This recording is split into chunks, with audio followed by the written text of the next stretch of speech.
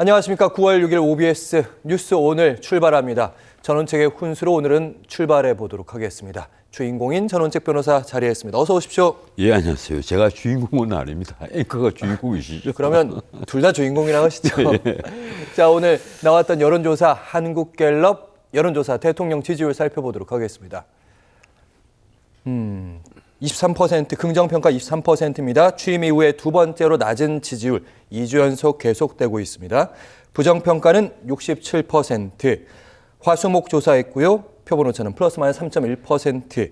바로 이제 정당 지지도 살펴보겠습니다. 국민의힘이 1%포인트 올라 31%. 민주당도 역시 1%포인트 올라 32%. 조국혁신당 7%, 개혁신당 2%, 무당층은 26%입니다. 정당 지지율은 큰 변화는 일단 없습니다. 전 변호사님, 예. 윤 대통령의 낮은 지지율 가장 큰 문제는 이제 경제, 민생 그걸 늘 진단하셨는데 이번 주는 바뀌었습니다. 바뀌었습니다. 네. 그런데 한번 보세요. 지금 긍정평가가 거의 최바닥이거든요. 이 지하실에 내려가서 그 밑에 또 지하실이 있더라. 그 23%입니다. 그런데 이 부정평가 거의 3배예요.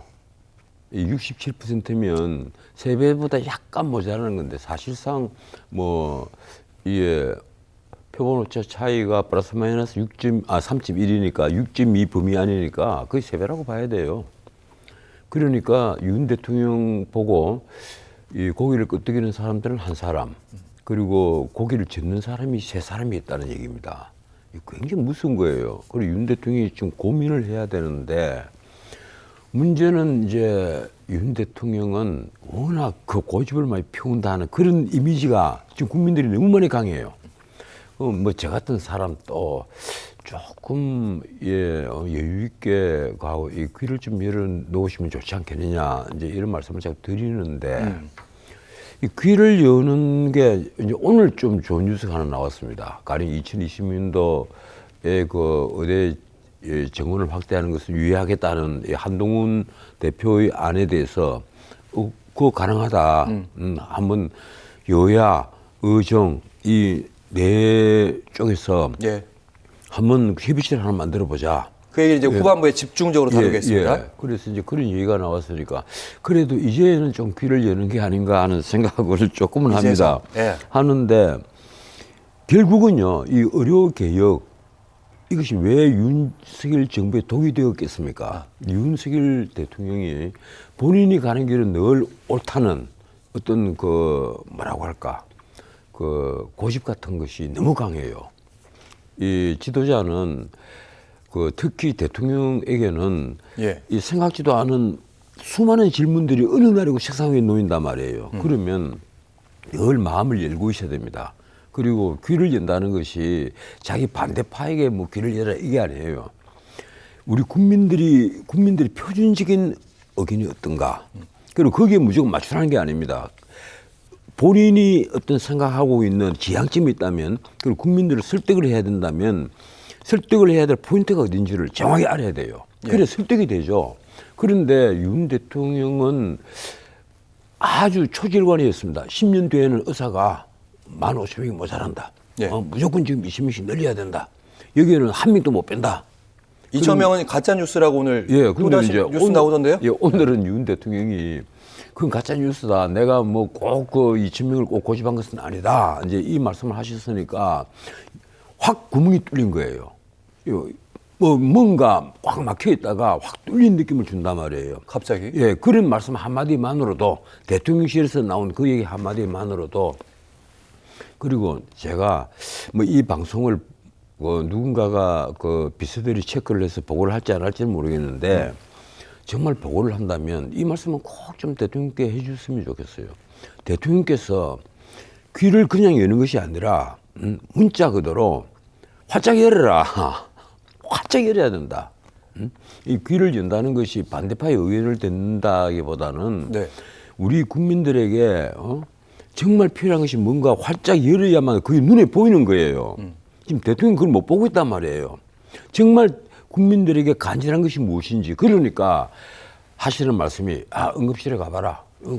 전혀 잘 돌아가고 있다. 이런 얘기를 하는 거예요. 전 변호사님이 그래서 번거지라도 쓰고 몰래 한번 가봐라 예. 이런 얘기 하셨고 나는 의정부 성모병원에 가셨다는데 당장 그날 나온 뉴스들이 보면 이대 목동병원에 문제 있다, 강원대 병원에 문제 있다, 그렇죠. 그리고 이 충주에 무슨 병원에 문제가 있다.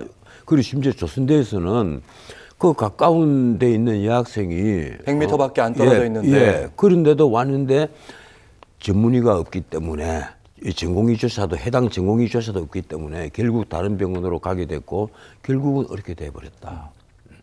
이런 일을 가령 한번 겪으면요.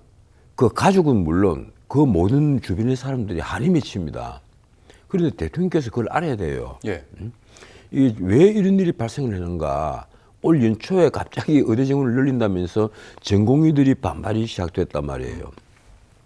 그 의사들의 생각을 모르는 거예요. 본인들이 갖고 있는 의사들은 이 사회에 봉사하겠다는 봉사정신 더하기 엘리트 의식, 이 대단합니다. 모든 의사들이 그래요. 나는 의과대학에 합격을 해서 이렇게 6년을 마치고 의사시험 합격을 하고 트레이닝을 이렇게 힘든 트레이닝 과정을 거쳐서 이제 전문의 자격을 땄다. 한 10년 걸리죠. 예, 이런 엘리트 의식이 굉장히 강하단 말이에요. 그런데 이 엘리트 의식을 아주 우리 사회에 공헌하는 봉사정신으로 연결로 시켜주는 것이 바로 정치 지도자의 책임입니다. 근데 그게 아니고 너희들은 밖으로 싸움하는 거 아니냐. 이런 식으로 몰아가 버린단 말이에요. 물론 의사들도 많은 경우에 성형외과나 안과나 피부과처럼 돈벌이가 잘 되는 의사 쪽으로 많이 몰려가는 경향이 있습니다. 네. 그걸 부인 못해요. 하지만 여전히 보면 대학병원의 노 교수들을 보면 뭐 심장내과라든가 이런 데 돈벌이가 되지도 않는 곳에 평생을 거기에 그 헌신을 하는 분들이 있단 말이에요. 그렇죠. 예. 그런 분들이 있기 때문에 우리나라 의료 현장이 그래도 잘 돌아갔습니다. 그리고 많은 경우에 우리나라는 외국 그 과대하고 틀려서 도제처럼 돼서 전공의들이 엄청난 역할을 많이 해온 거예요. 사실은 전 변호사님, 예. 네. 거기로 또 가면 저희가 뒷부분이 있기 때문에 이번 주에 전 변호사님의 인터뷰가 언론사에 많이 보도가 됐습니다. 첫 번째 이야기는 보수층도 등 돌렸다. 그러니까 아까 말씀하신 것처럼 대통령 귀 열어라. 거기에 좀 흐름이 있는 말씀. 아니 보수층이 등을 돌렸다는 게 딴 게 아니에요. 뭔가 하면 이 여론조사들을 보면요, 그러니까 윤 대통령을 지지하는 걸 분석을 쭉 했을 때.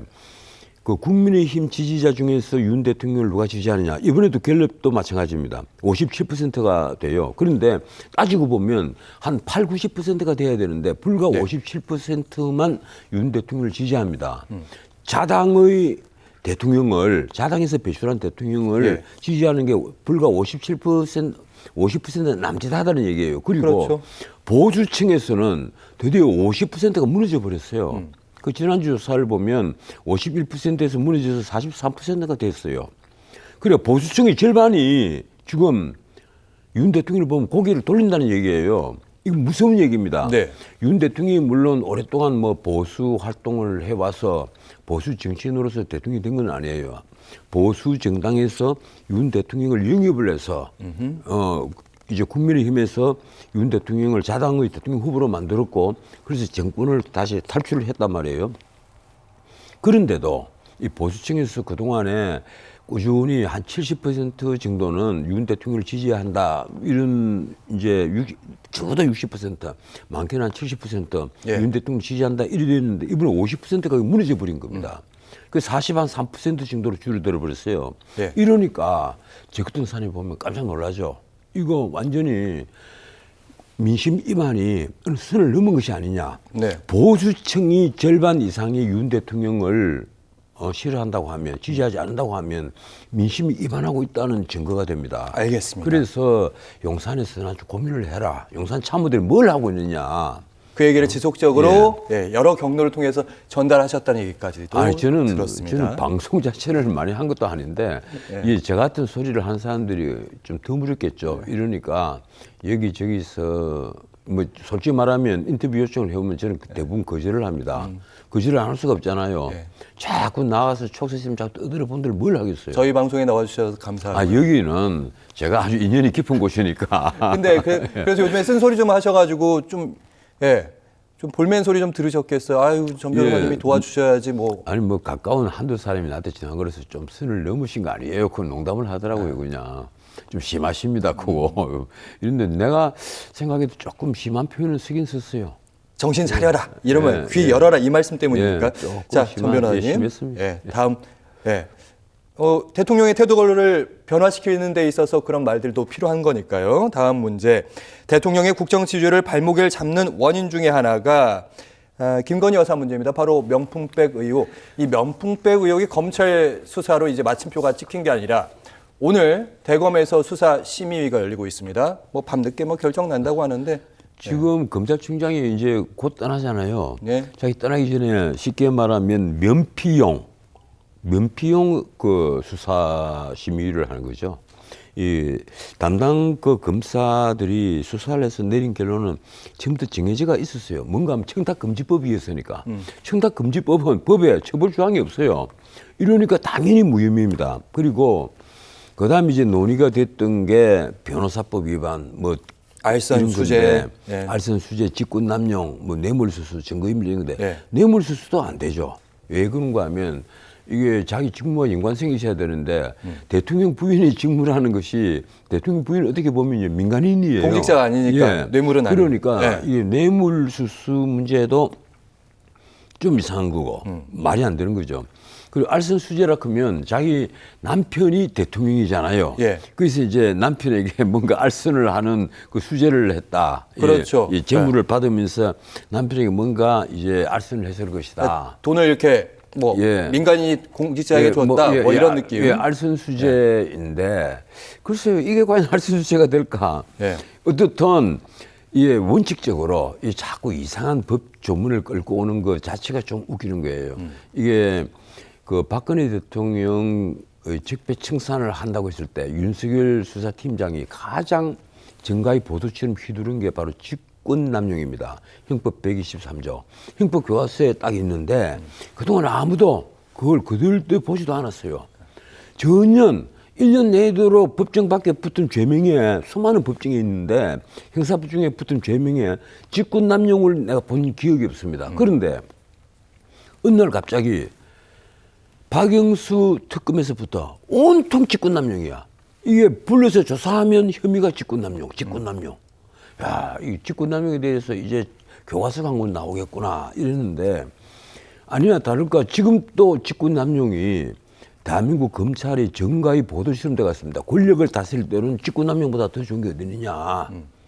자신이 직권을 넘어서서 그걸 남용을 했다는 거. 예. 어떻게 보면 귀에 검은 귀걸이, 코에 검은 코걸이가 되어버리는 그런 이제 범죄라고 할 수 있는데. 전 변호사님 이렇게 수사심의에서 우리가 검토할 혐의에 대해서 쭉 말씀을 해주셨는데 이게 참 재밌어요. 예. 이게요, 이 면피용 무혐의를 결국 무혐의가 나올 거다 이렇게 면피용 보시는 무혐의 거예요? 때문에 예. 이 수사위를 열었다. 예. 이렇게 보는 사람들이 뭐 거의 한 90% 되거든요. 그렇죠. 그렇다고 해서 우리가 이 수사를 한 검사가 정당하지 않다는 게 아닙니다. 나는 검찰의 정당성을 믿어요. 믿는데 지금 유은석 검찰총장 떠난 사람 입장에서는 자기가 욕을 듣기 싫으니까 그 사람이 면피용이라는 거예요. 내가 욕 듣기 싫으니까 수사위 열어놓고 그 결론에 모든 걸 맡겨버리겠다. 이거란 말이에요. 그런데 예. 만에 하나라도 이 수사위에서 오늘 밤늦게 기소 의견을 내면 어떻게 될까? 그렇게 되면 이제 수사팀하고 충돌을 하겠죠. 예. 수사팀하고 꼭 권고 사항이니까 따르지는 않아도 됩니다만 따르지는 않아도 되니까 이제 충돌을 하는 겁니다. 만약 기소하라고 하면 수사팀들은 반발을 할 거거든요. 무슨 소리냐? 그 말이 되느냐? 예. 이렇게 해서 충돌을 하게 되면 수사팀의 수사에 대한 결국은 부정이죠. 예. 뭔가 하면 김건희 여사 특검 명분만 주는 게 아니냐. 제가 보기로는. 그래서 오늘 이게 수사 어떤 결론이 예. 나든지 결론은 김건희 여사에 대한 특검에 대한 목소리는 커질 것이다. 예, 수사심의위 결론이 오늘 밤늦게 날 건데, 저는 이게 이윤석 총장이 참 쓸데없는 일을 한다. 쓸데없는 일을 한다. 검사의 수사, 예. 그리고 그 끝에 내리는 판단, 거기에는 담당 수사관만 있는 게 아니에요. 담당 수사검사만 있는 게 아닙니다. 주임검사만 있는 게 아니란 말이에요. 부장검사도 있고 차장검사도 있고 그 외 검사장도 있고 다 결제해야 되니까. 의견들이 다 네. 있어요. 있어가지고 나중에 최종적으로 내린 결론이 수사검사가 이걸 무혐의라고 했으면 무혐의 맞다. 이렇게 해서 다 승인이 다 된 거란 말이에요. 그래서 검사장이 검찰총장에 가서 보고를 한 것이거든요. 자, 우리가 이렇게 무혐의 결론을 냈습니다. 이러는데 하루 딱 지나서 이튿날 수사심의를 열겠습니다. 본인이 면피용하겠다는 거 아니에요. 예. 물론 이 김건희 여사가 정치적으로 주목받는 위치에 있는 분이니까 이게 모든 걸 매끄럽게 하기 위해서라도 수사심의를 여는 것도 한 방법이라는 말이 있습니다. 하지만 굳이 그런 식으로 검찰의 판단을 의심을 받게 만들어버리면 떠나는 검찰총장이 과연 그 할 일인가? 알겠습니다. 제가 보기로는 그렇습니다. 전 변호사님, 김 여사 관련된 얘기를 하나 더 해보도록 하겠습니다. 총선 개입설이 어제부터 뉴스에서 불거지고 있습니다. 이런 얘기예요. 지난 총선 당시에 국민의힘에 다선 의원이 있는데 이 다선 의원의 지역구를 옮기라고 김 여사가. 성함 뭐 얘기해도 되죠. 김영선 전 의원. 그렇죠. 예, 저도 뭐 개인적으로 잘 압니다. 예, 사실은 오선 할 때까지 굉장한 역할을 많이 했죠. 심지어 박근혜 대통령 대표 시절에는 대표 대행도 잠깐 했을 정도로.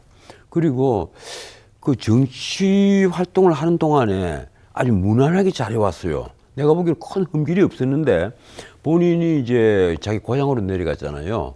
그래서 한 번인가 쉬고 창원 의창에서 예. 보궐선거에서 아마 당선이 됐을 겁니다. 맞습니다. 예, 네. 그래서 다시 의정단상에 복귀를 했는데 이분이 이제 하도 오랜만에 다시 저기서 정치를 하다 보니까 새가 부족하고 하니까 주변에서 뭐 얘기를 했던 모양이에요.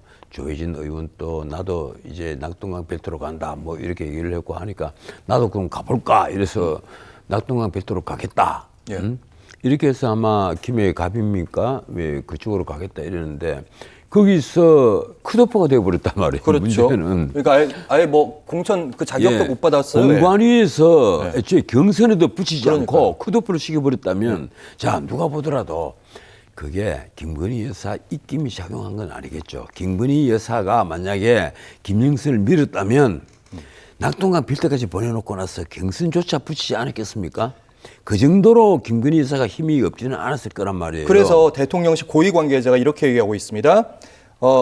김영선 전 의원은 당초에 컷오프됐고 방금 말씀하신 대로 그럼 결과적으로 공천 안 됐다.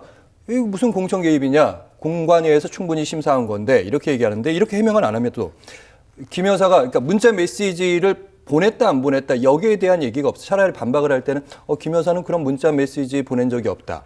이렇게 반박을 하면 되는데. 글쎄, 뭐 그 점은 내 사실관계를 내가 뭐라고 말씀을 못 드리겠는데 하나 확실한 것은 지난 그 공천 과정에서 뭐 김건희 여사가 역할을 하고 있다 이런 그 소문들이 당연히 많이 돌았어요. 예, 안 그게 그러고- 어떤 증거가 예. 있어서 그런 소문이 맞아요. 돈 것이 아니라 그런 얘기들이 많이 돌았단 말이에요. 그러니까 장성철 소장이 소문은 진작 알았고 이거 언젠가 보도될 예. 거다. 지난주부터 얘기를 했어요. 사실 창원 쪽에 먹구름 낀다면서. 예, 뭐 창원에도 있고 뭐 아니 그 김 여사 입김이 그 작용을 한다 이런 말이 가령 부산 같으면 뭐 장예찬 뭐 이런 경우에 그 김 여사 입김 없으면 거기서 공천을 받았겠느냐 이런 말이 나왔을 정도로 그러니까요. 김 여사의 어떤 역할론 이런 것이 많이 그 인구의 회자가 되는데 또 어떻게 보면 그렇잖아요. 만약에 이게 창원 의창도 아니고 김해갑이란 말이에요. 네. 김해갑으로 낙동강 빌트로 다선 의원이 손수 가겠다는데 그것도 경선에도 붙여주지 않고 완전히 컷오프를 시켜버린 거예요. 그렇죠. 그랬는데도 만약에 김 여사 입김이 있었다. 그걸 믿으라고요? 저는 솔직히 못 믿겠어요. 이러니까 민주당에서 재밌는 얘기를 합니다.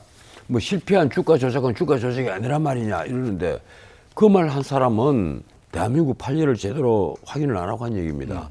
이 판례를 보면요. 실패한 주가 조작은 주가 조작이 아니에요. 왜 그런지 아십니까? 주가 조작이라는 것 자체가 당연히 엉터리 정보를 넣고 사고 팔고 있는 매수를 조작해가지고 주가를 조작해서 차익을 먹는 거란 말이에요. 예. 그 도이치모터스에 대한 그 1심 재판부의 판단도 예, 그것도 그래요. 예, 실패한 주가 조작이라는 거 실패한 아니에요. 주가 조작이었던 그래서 걸로 이거는 기억해요. 범죄가 성립 안 된다 이렇게 얘기를 했잖아요.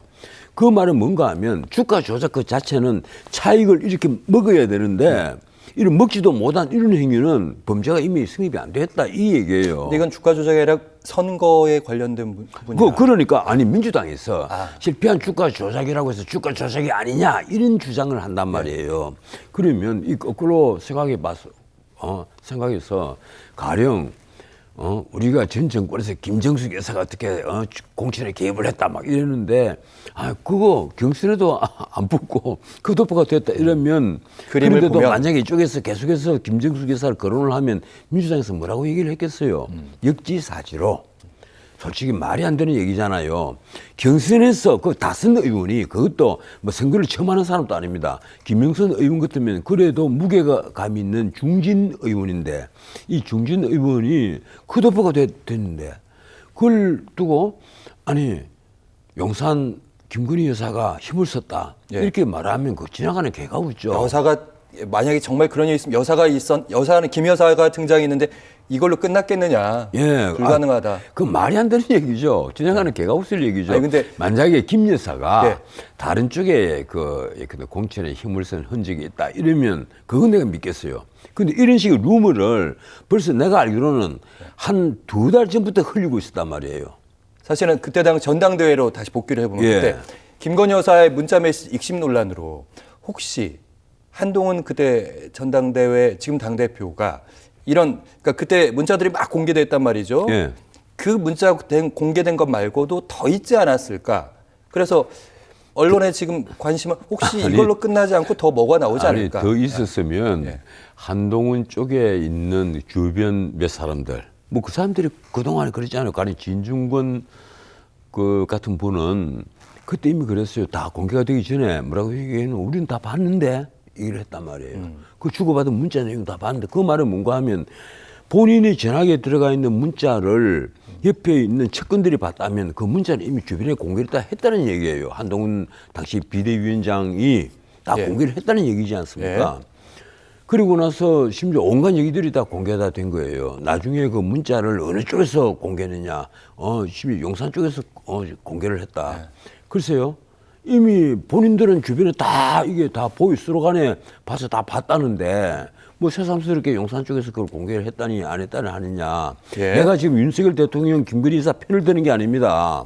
사람들은 정치를 하더라도 좀 정직하게 해야 되고 우선 하는 말들이 논리에 맞아야 되잖아요. 그래서 내가 그건 비판을 했던 것이고 예. 문제는 그렇습니다. 일단 가령 대통령 부인과 한동훈 그 비대위원장 같으면 당시에 굉장히 가까운 사이로 많이 알려져 있었거든요. 20년을 같이 거부를 했으니까 남편과 예. 20년을 같이 거부를 했으니까 물론 뭐 결혼을 한 것은 그렇게 오래됐지 않지만 얼마나 많이 바뀌었습니까 함께. 이러니까 당연히 사적으로는 뭐 형수님 이렇게 부를 수도 있을 것이고 굉장히 가까웠을 거란 말이에요. 네. 그런데 그 사이에 오고 간 문자들 그 안에는 온갖 얘기가 있습니다. 참 우리 남편이 전화를 기다리는 것 같더라 이런 말도 있고 뭐 온갖 내밀한 얘기들이 있단 말이에요. 근데 그걸 지금 다 공개를 해버린 거예요. 공개가 된 거란 말이에요. 과연 그러면 그걸 김건희 여사가 공개를 했을까? 내가 참 이 그릇이 이런 그 영부인 자리에 있기에는 내가 부족하다 하는 그 얘기부터 이 본인이 쓴 건데. 근데 문제는 그래요. 예. 그런 얘기들을 공개하는 뿐 아닙니다. 심지어 진중권 교수 같은 분은 뭐 세편에 가서 그런 얘기를 했죠. 내하고 김건희 여사가 57분간 통화를 했다. 그 얘기까지 한단 말이에요. 알겠습니다. 전 변호사님. 저희 오늘 제일 중요한 얘기는 빠뜨릴 수가 없어서 계속해서 논의를 해보도록 하겠습니다. 의료위기에 대한 현안들 국민의힘 내부에서 지금 분주하게 움직이고 있는 것으로 보입니다. 여당이 이제 출구 전략 마련하고 있다. 그 첫 단계로 대화 테이블 마련을 해야 됩니다. 의사들과 함께. 그래서 전 단계로 신뢰감을 주기 위해서 전 변호사님, 이 책임자들 지금까지 여러 가지 대통령에게 여러 가지 귀행말을 했던 책임자들, 장차관들 물러나야 되는 거 아니냐? 그 귀행말 한 사람이 과연 조규용 장관 그리고 박민식 이 차관 뭐 이런 사람들일까? 나는 그분이 아니라고 봅니다. 아니 전문가 중에 있다고 그 전에 말씀하셨는데. 예, 문제는 이 대통령에게 그 이제 실무적인 참모를 참모 역할을 하고 있는 분이 바로 조경 장관이고 박민식 2차관이란 말이에요. 그렇죠. 그리고 박민식 2차관은 이미 그 수많은 의료인들이 함께 대화 테이블에 앉는 것조차도 거부를 할 정도로 반감을 사고 있습니다. 내가 거기에 대해서 얘기를 좀 들은 바는 있기는 있는데, 있으나, 예, 내가 뭐라고 그러니까, 혹시 그 개인적인 그 성품에 연관된 문제가 될 수가 있기 때문에 내가 뭐라고 말씀은 못 드리겠어요. 다만 박민식 그 차관이 지금 가장 큰 타깃이 돼가 있습니다. 그렇죠. 예, 의료인들에게는 거기다 국민들 입장에서도 이해하기 힘든 부분, 응급실에 가려면 이제 경증이 아니라 중증 정도여야 된다. 걸어갈 수 있으면 경증이다. 예, 그 본인이 그래가면 경증이고 중증이 절대 아니다. 이런 식의 말을 하는 분인데 참 그 의료인들이 반감을 사는 말들을 너무 많이 했어요. 예. 거기다가 조경 장관 또 너무 대통령의 그 지시 여기에 딱 그 몰입이 돼서 의료인들이 말은 한쪽 귀로 듣고 한쪽 귀로 흘리면서 우리가 의견 수렴은 다 했다 또 이런 식으로 포장을 한단 말이에요. 이러니까 어이부터 특히 그 이제 교수협의회 예. 난 이 교수협의회에 있는 분들을 정말 참 대단하다고 봐요. 그분들은 사실 그 돈보다는 어떤 후배를 기르고 이 명예를 위해서 그 봉직한다고 표현하죠 우리가. 이 그냥 이 근무한다보다 봉직한다 이런 표현을 쓰는 경우 있잖아요. 나는 그 내가 몸이 아파서 대학병원 같은 데 쭉 다니다 보니까 아 이분들은 정말 봉직을 하고 있구나. 돈을 위해서 여기에 근무를 한다기보다 어떤 의미에서 이게 의료인으로 살아가는 것을 자기의 하나의 사명으로 알고 있구나 하는 분들이에요. 전 변호사님, 예. 제가 이 질문 꼭 드려야 됩니다. 오늘 속보 뉴스로 한동훈 대표가 여야 의정 대화 테이블 한번 앉아보자. 사실은 이게 민주당 쪽에서 제안했던 건데 받았습니다. 그리고 사실은 제안했고요. 사실은 한동훈 그 대표가 받았다 이거보다는요. 사실 한동훈 대표가 처음부터 유예안을 먼저 냈고 내후년안 이재명 그 대표가 아 그게 참 좋은 방안인 것 같다 이렇게 편을 들어줬고 탔어요, 맞아요. 그래서 이 용산의 윤 대통령만 오케이라면 오케이 됐습니다. 협의체가 만드질 판인데 오늘 비로소 이제 그런 얘기가 나온 거예요. 내가 뭐 2,000명 꼭 고집하는 게 아니다. 그러니까 지금 그 의료계에서 근거가 있는 자료들을 다 갖고 오면 그 수긍하겠다. 이제 이 얘기까지 나왔습니다. 진짜 그랬으면 좋았을 텐데. 수긍 이제 하기도 했습니다. 한동훈 대표가 처음에 얘기했을 때. 쉽게 말하면 그것도 뻔한 거예요. 지역 의과대학에 숫자를 막 늘리지 이러잖아요. 그 시설이 없고 교수가 없습니다. 우선 그 얘기를 한단 말이에요. 그리고 지역 의료계가 지역 의대에 숫자를 막 늘린다고 해서 지역에 병원이 막 생기고 의사들이 필수로 다 하는 것도 아니잖아요. 게 아니다. 어차피 거기서 졸업을 하면 다 서울에 있는 빅5 병원이나 그와 유사한 큰 대형 병원에 전공의를 하기 위해서 다 올라오기 마련이다. 그러니까요. 이 현실을 먼저 아셔야 됩니다. 하는 얘기인데 이제 용산에서도 거기에 대해서 눈이 좀 뜬 것 같아요. 그래요? 예. 나는 그것보다 이왕 그 일이 이렇게 벌어졌으니까 이걸 우리가 좋은 방향으로 몰고 가야 되잖아요. 그러면 차제에 잘 됐다는 생각을 해요. 정부, 그다음에 의료계, 그다음에 의료계도 이제 의협이 있고 교수협의회가 있습니다. 교수협의회. 그리고 전공의 대표들. 또 지금 이제 여야 정당들이 모여서 우리 기본적으로 의료 체계를 처음부터 새로 재설계를 좀 합시다. 지금 이 상태로 가면 어차피 시골에서 개업할 소아과 산부인과 의사 없습니다.